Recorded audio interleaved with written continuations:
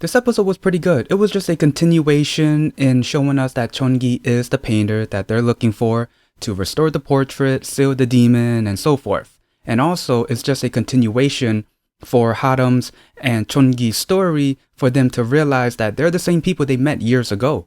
So at the beginning of the episode, starts off at the art contest. The second round, we see painter after painter failing, and we see some of the other painters succeeding and moving on to the third round. The last two paintings that they had to judge was obviously Simsagat and CheonGi. Their results moving into the third round depends on their answers. For Simsagat, his answer was straightforward. For CheonGi, she was asked, why did the boulders she painted are painted black and not white? And her answer was, when she was a kid, she was blind, and the way that she depicted color was through sound. And then when she got her sight, it was raining. So when it rains, it makes rocks a darker color. So it makes sense why she painted black. And then she continues to talk about her memory in meeting a boy, walking through the Peach Mountain fields, and just having that certain memory helped her create that painting that she painted. And also she misses that boy.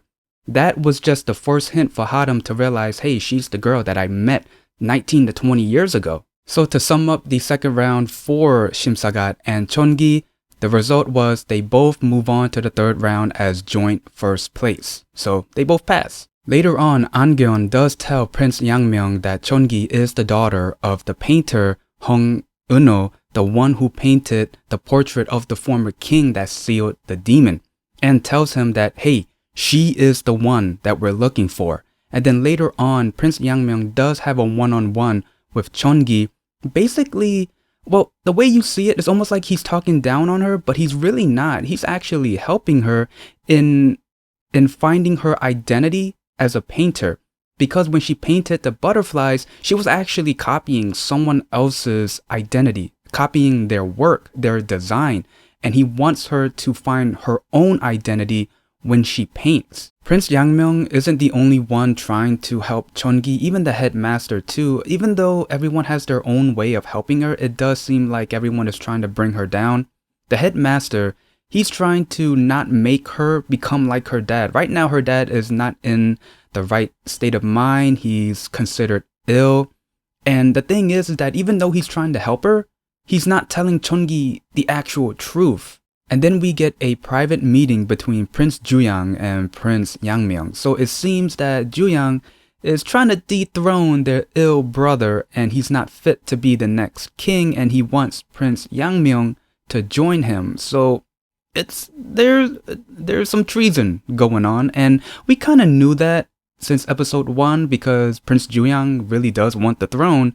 And what makes it even more interesting was when Prince JuHyang asked Prince YangMyeong, was their grandfather a traitor? Before he even succeeded the throne, was he a traitor?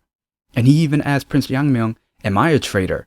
So, yeah, I mean, if that's not hints, I don't know what is, but it is a hint of treason at this point. And then later we see Muyong killing a bird who's delivering a letter. He informs HaRam that the guard who sent the letter is the same man who killed HaRam's dad.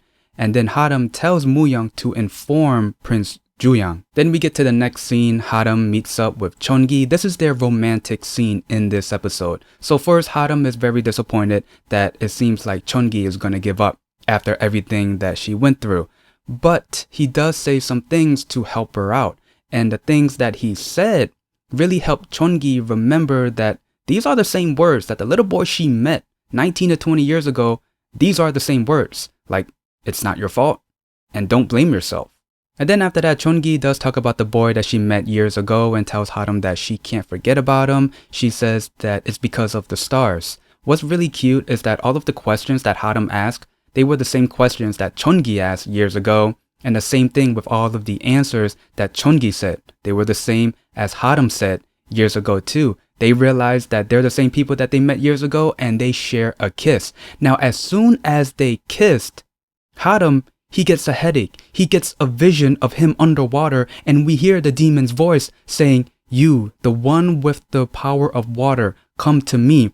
And this is hurting HaRam into the point where he's really freaking out. The same emotions that he went through when he was next to CheonGi inside that box, I guess, when he had his guards carrying him. I still don't know what's the name of it, but yeah. And then he wakes up. Out of fear, he tells CheonGi, I'm not the boy that you're looking for. He's saying all of this and hurting CheonGi's feelings because right now he's living through hell.